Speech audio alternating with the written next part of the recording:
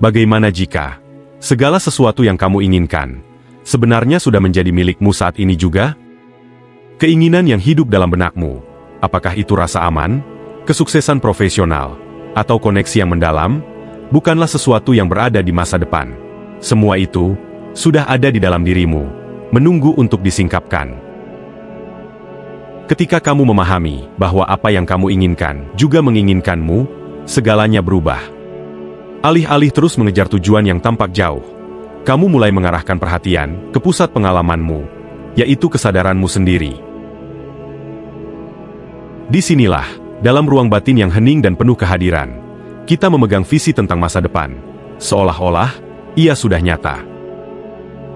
Melalui keadaan tenang, bukan karena menyerah, tetapi karena penguasaan pikiran yang disadari, kita dapat mengakses tingkat penciptaan yang lebih dalam, di mana imajinasi tidak lagi menjadi pelarian, melainkan alat untuk mewujudkan. Sahabat cahaya, ikuti ini hingga akhir, karena kunci untuk ini berhasil ada di akhir video. Ketenangan yang kita latih adalah kekuatan sadar yang mengatur ulang titik awal kita. Ketika pikiran menjadi tenang, imajinasi tidak lagi sekadar tempat berlindung, melainkan tuas untuk memprogram ulang keyakinan yang membatasi. Pikirkan, misalnya tentang frasa, "Aku adalah." Saat kamu menegaskan secara internal, "Aku adalah," kamu memicu mekanisme mendalam yang mengubah persepsi, dan menarik tindakan yang selaras dengan identitas baru ini, bahkan sebelum ada bukti nyata di luar diri. Penting untuk dipahami bahwa ketenangan batin adalah titik awal dari semua transformasi. Dari sanalah, alih-alih melawan keadaan eksternal, kita belajar terlebih dahulu membangun realitas batin yang kokoh. Dan melalui ruang ketenangan serta kejernihan itu, semua yang kita inginkan menemukan jalannya untuk terwujud. Karena pada akhirnya, apa yang kamu inginkan sudah ada di dalam dirimu. Ketenangan batin yang kita pelihara sebagai fondasi, bukanlah jeda sesaat, tetapi proses mendalam dari reorganisasi mental. Untuk memahami pentingnya hal ini, mari kita amati lebih dekat apa yang terjadi di dalam diri saat pikiran terus-menerus gelisah. Pikiran muncul seperti ombak di lautan, kadang lembut, kadang ganas, dipengaruhi oleh rangsangan eksternal seperti berita, percakapan, atau lingkungan, serta rangsangan internal seperti kenangan, keyakinan, dan sensasi fisik. Rangsangan-rangsangan ini memicu berbagai sirkuit di area otak, seperti korteks prefrontal yang bertanggung jawab atas pemikiran abstrak, dan amigdala yang mengatur respons emosional. Ketika suatu rangsangan memicu amigdala, misalnya kekhawatiran finansial atau konflik yang belum terselesaikan, area ini mengirimkan sinyal yang meningkatkan produksi kortisol dan adrenalin. Hasilnya adalah kewaspadaan yang berlebihan. Pikiran menumpuk dalam urutan yang cepat, menciptakan kecemasan berlebih, hingga kita merasa terjebak dalam lingkaran kekhawatiran. Mekanisme ini, meskipun penting bagi kelangsungan hidup kita sepanjang evolusi, tapi membatasi kemampuan kita untuk mencipta secara sadar, karena energi mental kita habis untuk bereaksi terhadap masa lalu, atau mengantisipasi ancaman palsu di masa depan. Menumbuhkan ketenangan batin memerlukan pemutusan terhadap siklus otomatis ini. Dalam proses ini, praktik mindfulness seperti memusatkan perhatian pada napas, atau menyadari sensasi tubuh secara fisik, merasakan tiap otot, memberi dampak langsung pada otak. Saat kita fokus pada saat ini misalnya, hal itu mengaktifkan bagian dorsal dari korteks prefrontal, yang sebagian dapat menghambat amigdala, mengurangi pelepasan hormon stres, dan mengembalikan keseimbangan. Dengan kata lain, kita berpindah dari keadaan reaktif ke posisi respon sadar. Dalam pola baru ini, pikiran tidak menghilang, tetapi kehilangan kekuatan kompulsifnya. Ia muncul, disadari, lalu dilepaskan, seperti awan yang lewat di langit. Proses mengamati tanpa menghakimi, mengenali pikiran dan perasaanmu, adalah inti dari pengendalian diri. Ini tidak meniadakan emosi, ataupun serta-merta membuang keyakinan lama. Sebaliknya, hal ini memungkinkan kita untuk merumuskan ulang isi mental tersebut. Saat kita menguasai keterampilan ini, kita bisa secara sadar mengatur ulang aliran pikiran. Kapanpun muncul gagasan yang membatasi, seperti, "Saya tidak cukup baik," atau, Ini tidak akan berhasil. Kita dapat mengenali keberadaannya, lalu menggantinya dengan afirmasi yang penuh tujuan. Saya mampu belajar dan berkembang. Atau, saya bisa menemukan cara untuk mewujudkannya. Latihan intervensi sadar ini menciptakan peta saraf baru melalui plastisitas otak. Pengulangan memperkuat koneksi sinaptik antara neuron yang terkait dengan keyakinan yang memberdayakan, sekaligus melemahkan jalur pikiran yang terkait dengan rasa takut dan keraguan. Namun, ketenangan batin melampaui sekadar mengelola pikiran satu persatu. Ia menciptakan ruang penerimaan, tempat bawah sadar, dengan proses otomatisnya yang mengatur kebiasaan, keyakinan mendalam, dan memori jangka panjang menjadi lebih lentur. Saat inilah kita bisa menanamkan niat yang jelas dan konsisten. Dengan menegaskan secara internal, saya mampu mewujudkan keinginan saya dengan percaya diri.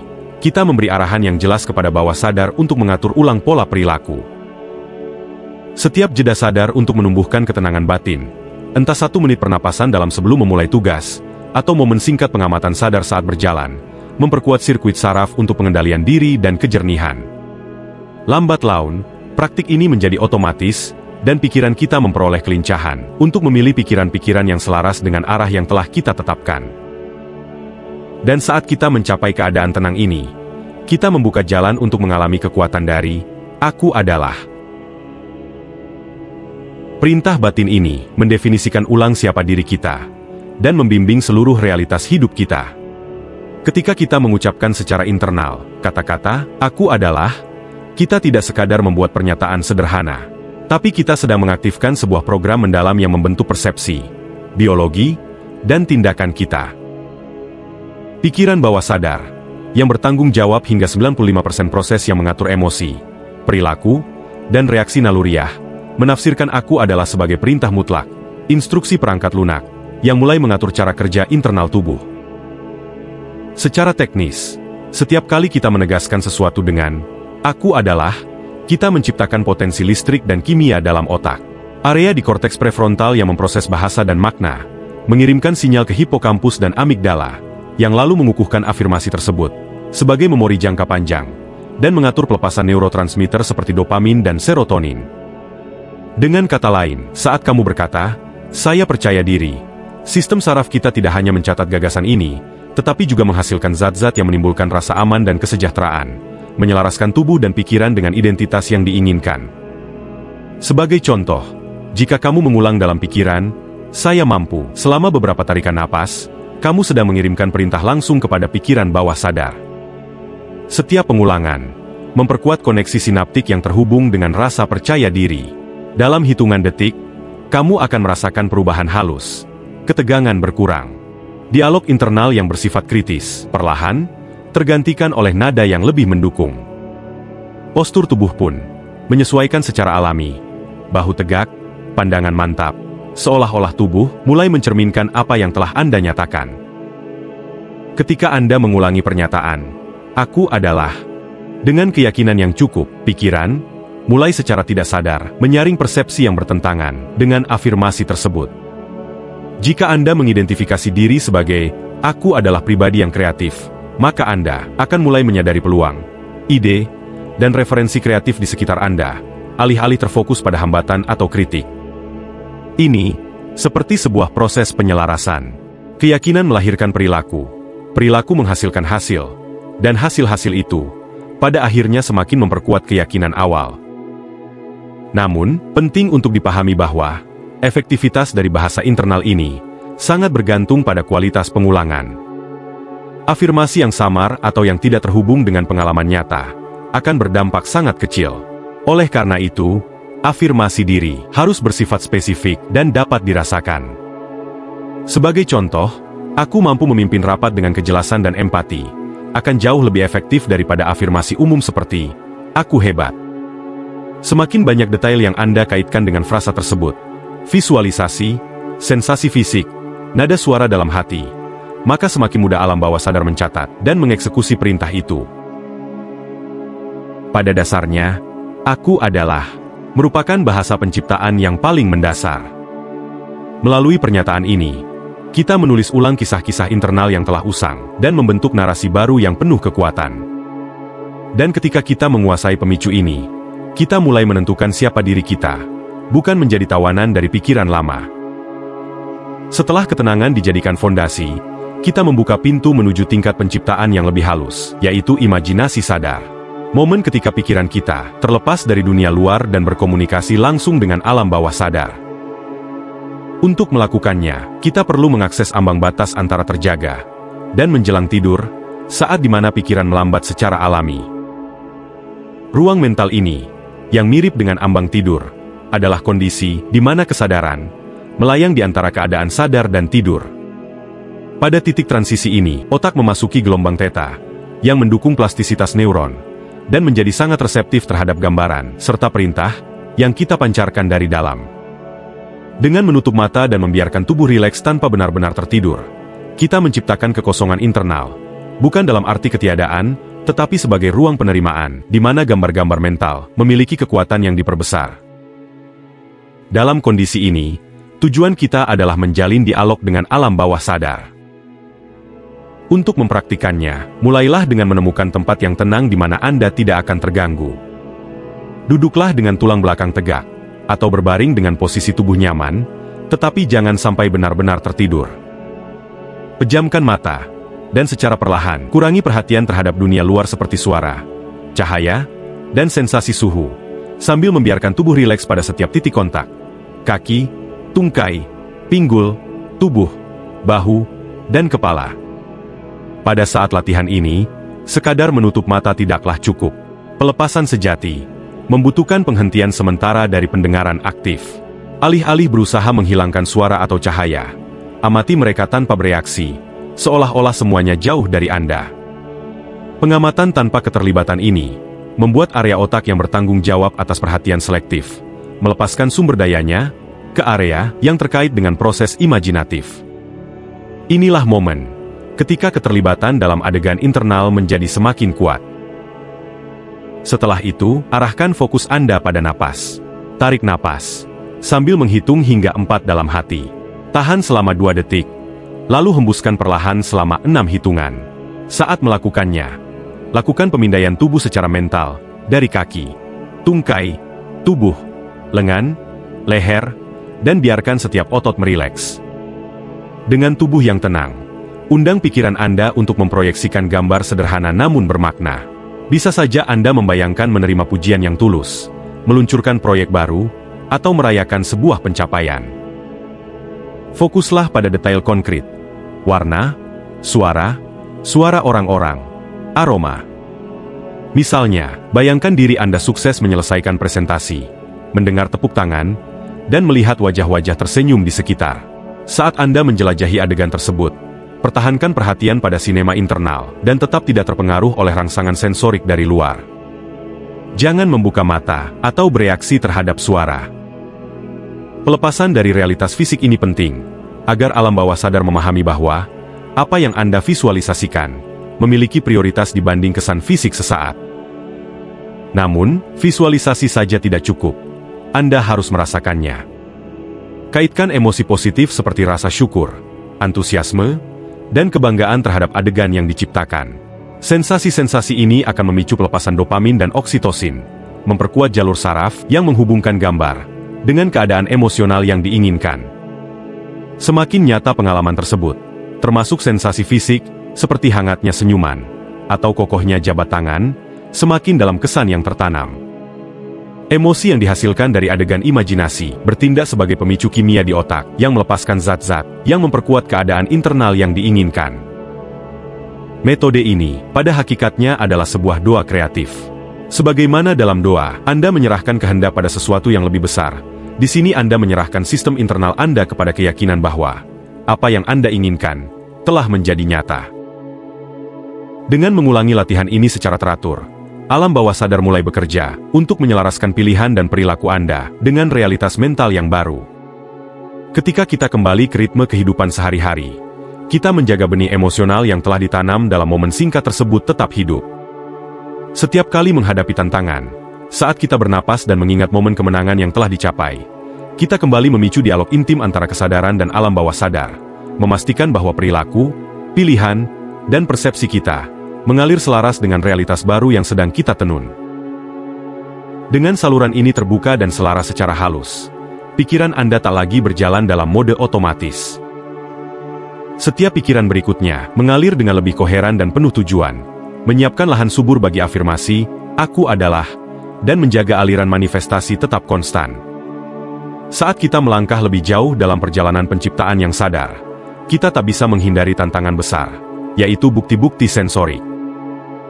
Realitas yang kita alami saat ini sebenarnya adalah cerminan langsung dari pikiran dan imajinasi kita di masa lalu. Ini bisa menjadi konsep yang sulit diterima pada awalnya, terutama karena kita terbiasa melihat dunia sebagai sesuatu yang berada di luar diri kita, sesuatu yang terjadi tanpa campur tangan kehendak atau niat kita. Namun, ketika kita mulai memahami cara kerja pikiran manusia, kita menyadari bahwa realitas eksternal, dalam beberapa hal, merupakan proyeksi dari gambaran mental yang telah kita pupuk dari waktu ke waktu.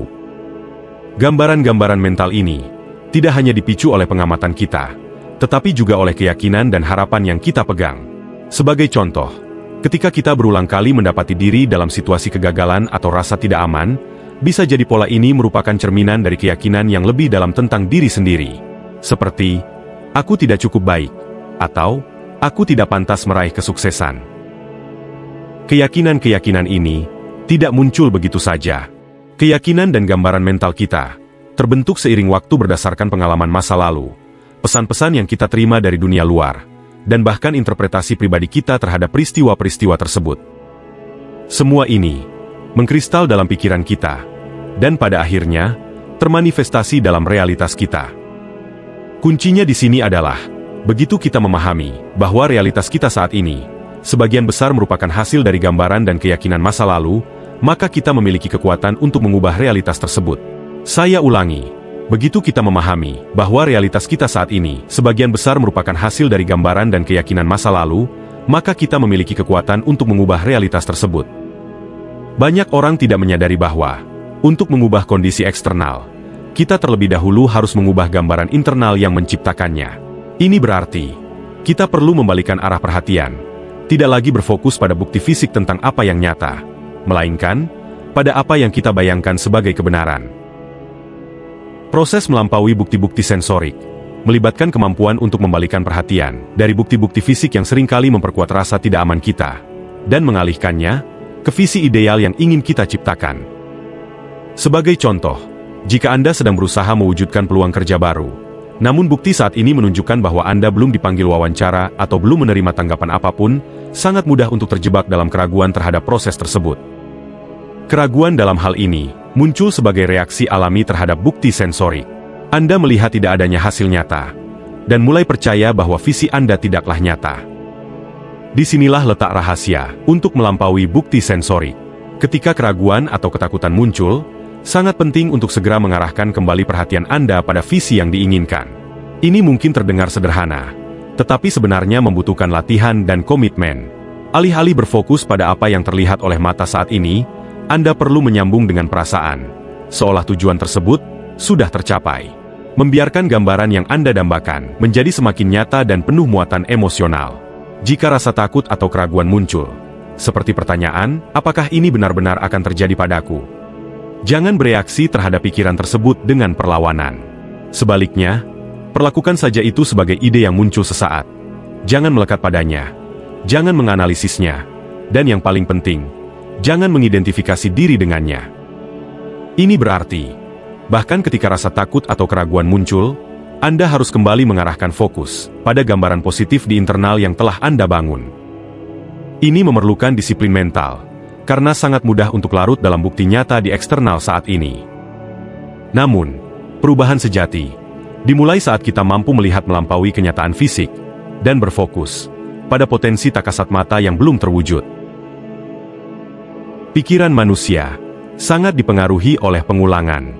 Setiap kali Anda menguatkan visi keberhasilan dalam pikiran Anda, dan setiap kali Anda mengabaikan keraguan, dan kembali mengarahkan perhatian pada perwujudan keinginan Anda sedang membentuk jalur-jalur saraf baru, yang kelak tercermin dalam kehidupan nyata Anda.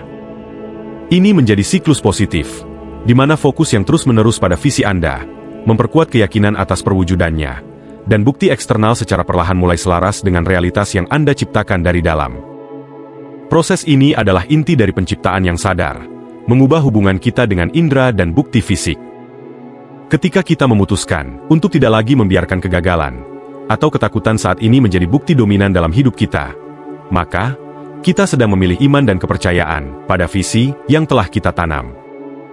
Alih-alih bereaksi secara otomatis terhadap bukti dunia fisik, kita secara aktif membentuk pengalaman hidup melalui kekuatan imajinasi kita, menciptakan kemungkinan-kemungkinan baru yang sebelumnya tampak mustahil. Seiring waktu, pikiran mulai selaras dengan gambaran dan ide baru ini, dan bukti eksternal pun mulai menyesuaikan diri untuk mencerminkan realitas internal yang baru. Ini bukan tentang menunggu dunia berubah, melainkan memahami bahwa ketika kita mengubah persepsi internal, maka kita juga mengubah pengalaman yang kita tarik ke dalam hidup. Ini adalah proses yang berkesinambungan untuk memperkuat visi batin kita, dan percaya bahwa dengan tetap fokus padanya, dunia fisik akan mulai menata ulang dirinya untuk mencocokkan apa yang telah kita yakini sebagai kebenaran. Saat kita berbicara tentang menciptakan realitas melalui kekuatan pikiran, sangat penting untuk mengintegrasikan konsep keadaan aliran. Keadaan aliran adalah keadaan keterlibatan total dan menyeluruh, di mana waktu seolah melambat dan segala tindakan terjadi dengan keluasan yang alami. Konsep keadaan aliran menggambarkan kondisi mental dan emosional yang dalam, di mana seseorang benar-benar tenggelam dalam fokus, sehingga waktu seakan menghilang, dan tugas-tugas diselesaikan dengan mudah, yang hampir intuitif. Keadaan aliran ini sering dikaitkan dengan aktivitas kreatif dan menantang, seperti melukis, bermusik, menari, atau bahkan memecahkan masalah kompleks. Apa yang membedakan keadaan aliran dari keadaan pengalaman lainnya adalah adanya keselarasan sempurna antara pikiran, tubuh, dan lingkungan. Saat seseorang sedang menjalankan suatu aktivitas, tidak ada usaha berlebih, tidak ada perlawanan. Segalanya mengalir secara alami. Namun, keadaan mengalir tidak terbatas hanya pada momen-momen penciptaan seni atau produktivitas tinggi.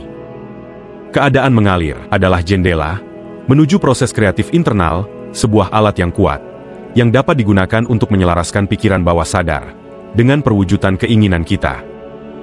Banyak orang tidak menyadari bahwa keadaan aliran bisa dipupuk dan diarahkan ke berbagai aspek kehidupan, termasuk dalam mewujudkan keinginan, dan menyelaraskan diri dengan hasil yang ingin kita tarik. Dan dengan membiasakannya secara konsisten, proses penciptaan menjadi lebih ringan, tanpa perasaan tertekan, atau usaha yang berlebihan.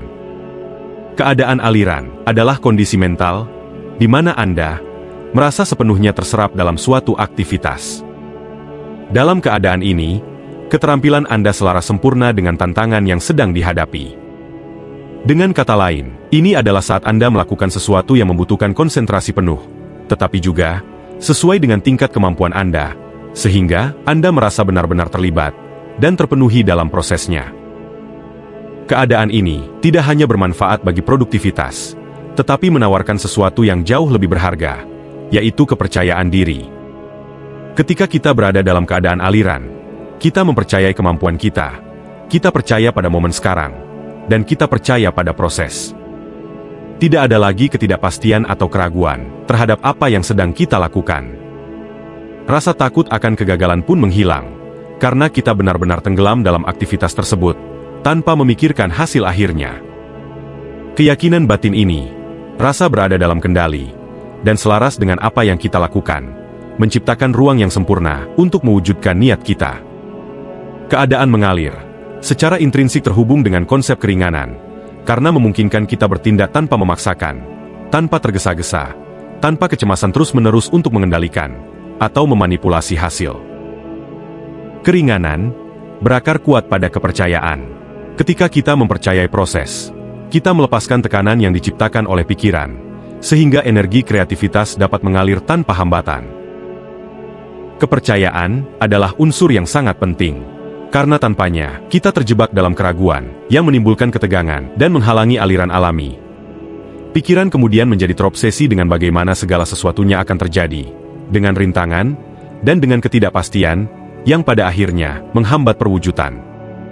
Oleh karena itu, keringanan tidak berasal dari keadaan pasif, tetapi dari kepercayaan penuh bahwa kita berada tepat di tempat yang seharusnya, melakukan apa yang memang seharusnya kita lakukan, dan bahwa hasilnya akan datang pada waktu yang tepat secara alami.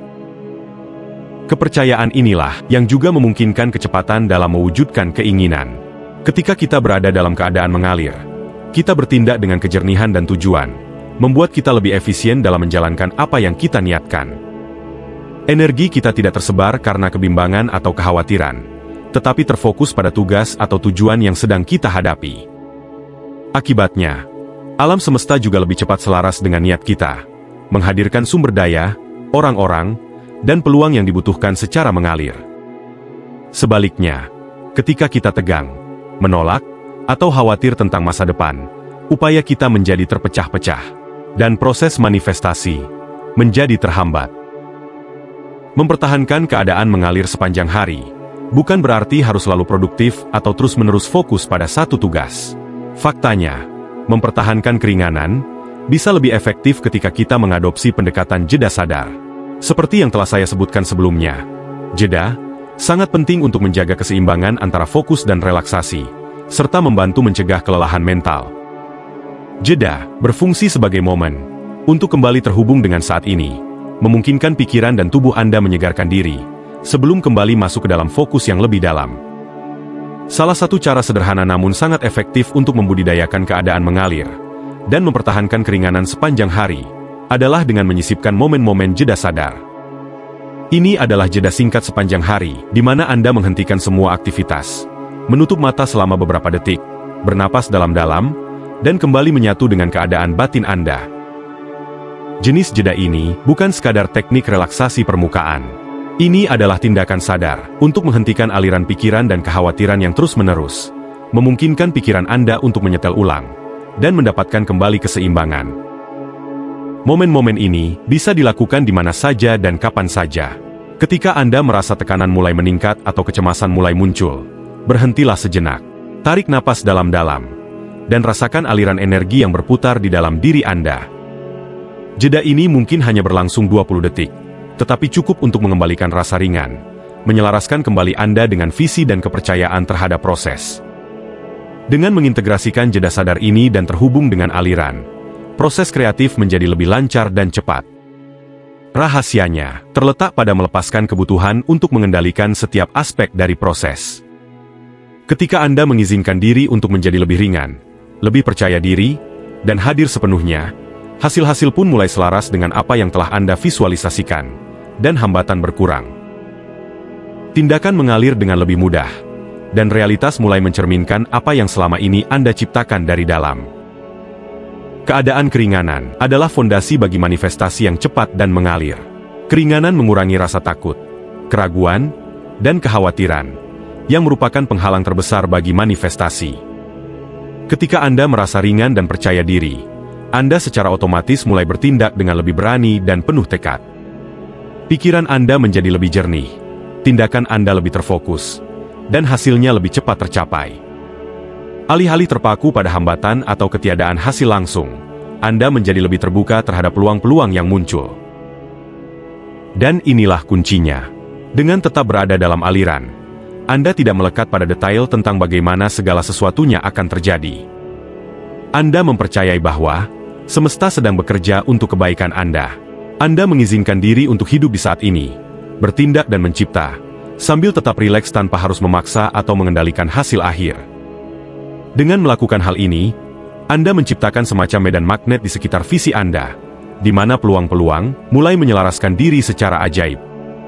Ketika aliran dibudidayakan secara konsisten, manifestasi bukan lagi sekadar kemungkinan, tetapi menjadi sebuah harapan yang nyata. Dengan tetap selaras dengan proses kreatif dan energi Anda sendiri, Anda mulai menyadari bahwa tanda-tanda dan sinkronisitas semakin sering muncul. Keringanan menjadi kekuatan, dan kepercayaan diri menjadi kunci untuk mengubah impian apapun menjadi kenyataan. Transformasi sejati tidak terjadi dalam satu momen inspirasi, tetapi melalui latihan yang berkelanjutan. Setiap kali kita mengarahkan perhatian kembali pada keadaan batin kita, baik melalui afirmasi "aku adalah", imajinasi sadar, maupun jeda aliran, sesungguhnya, kita sedang memperkuat sirkuit saraf, yang mengokohkan keyakinan dan perilaku, yang selaras dengan tujuan kita. Bayangkan, Anda sedang belajar memainkan alat musik. Pada awalnya, setiap nada terdengar sumbang, dan setiap akor memerlukan usaha sadar.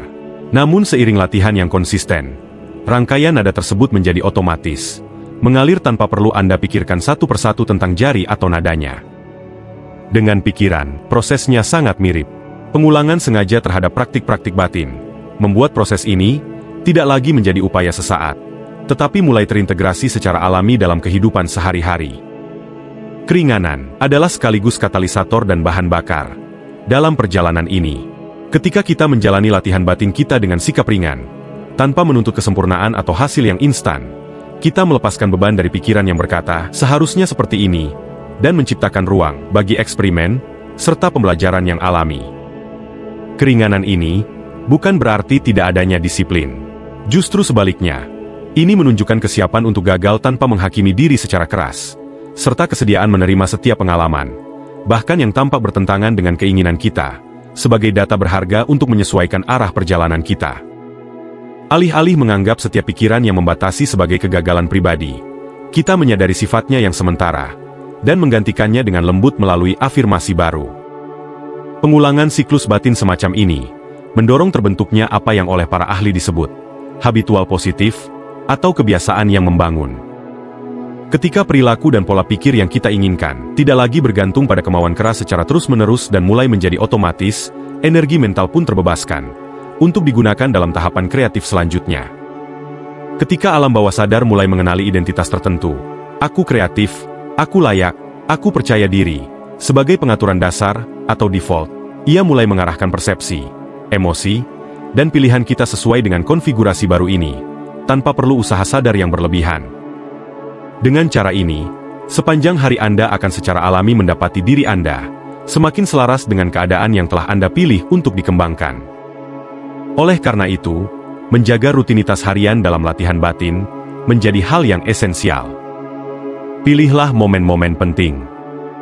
Saat bangun tidur, luangkan beberapa menit untuk afirmasi aku adalah, dan meditasi imajinasi singkat.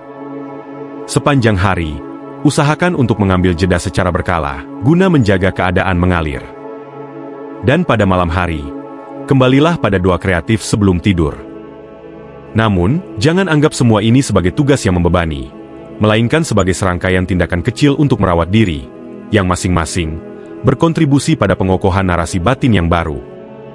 Tindakan-tindakan ini, ketika diulang dengan kelembutan dan rasa ingin tahu, membawa 3 efek utama, yaitu penguatan saraf, ketahanan emosional, dan peningkatan sinkronisitas. Penguatan saraf berhubungan dengan plastisitas otak yang memastikan bahwa pengulangan yang sering meningkatkan kepadatan sinapsis di jalur saraf, yang berkaitan dengan keyakinan yang memberdayakan, sehingga lebih mudah diakses. Ketahanan emosional terjalin dengan sikap ringan dalam proses ini, yang membantu meminimalkan dampak pikiran negatif dan kritik batin, karena kita memahami bahwa semua itu hanyalah gelombang yang berlalu di lautan pikiran yang luas. Peningkatan sinkronisitas adalah cerminan dari frekuensi batin kita. Ketika frekuensi batin kita mulai stabil, kita mulai menyadari keberadaan kebetulan dan peluang yang sebelumnya luput dari perhatian, yang semakin memperkuat keyakinan bahwa kita sedang berada di jalan yang tepat. Inilah bagaimana latihan yang konsisten, yang dipadukan dengan keringanan, berperan sekaligus sebagai mesin dan penopang dari proses kreatif batin kita. Tujuannya bukanlah mencapai kondisi sempurna yang tak berubah, melainkan membangun arus yang terus mengalir, di mana setiap langkah, setiap inspirasi, dan setiap momen hening yang singkat, kembali menegaskan siapa diri kita yang sesungguhnya, yang kita pilih untuk menjadi. Seiring waktu, latihan ini tidak lagi menjadi kegiatan yang terpisah, melainkan terintegrasi secara alami ke dalam gaya hidup Anda. Dan ketika itu terjadi, identitas baru Anda bukan lagi tujuan yang jauh, melainkan menjadi ekspresi nyata dari pengalaman hidup sehari-hari Anda. Terima kasih telah menjalani perjalanan ini bersama saya. Jika video ini beresonan dengan Anda, saya mengundang Anda untuk menyukai dan berlangganan channel Spirit. Bagikan video ini kepada orang lain agar mereka juga bisa merasakan manfaat dari pesan ini. Dan jangan lupa untuk meninggalkan komentar di bawah, berbagi pemikiran, refleksi, dan pengalaman Anda. Terima kasih sekali lagi telah menyaksikan dan telah bergabung bersama saya. Salam hidup berkelimpahan. Jaga diri Anda, jaga getaran keberlimpahan Anda, dan sampai jumpa lagi. Salam.